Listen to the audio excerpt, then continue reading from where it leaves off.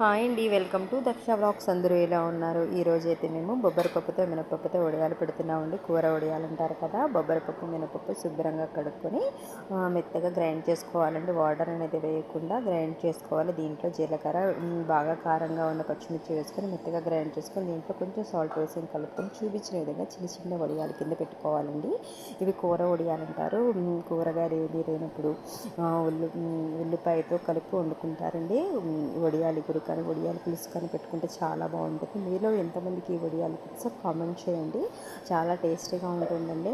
బాగా ఎండ ఉన్నప్పుడు మాత్రమే పెట్టుకోవాలి. చూస్తున్నారు కదా, ఈ విధంగా మొత్తం అన్ని వడియాలు పెట్టేసుకొని ఎండలో మార్నింగ్ నుంచి ఈవినింగ్ వరకు ఎండ పెట్టుకుంటే సరిపోతుందండి.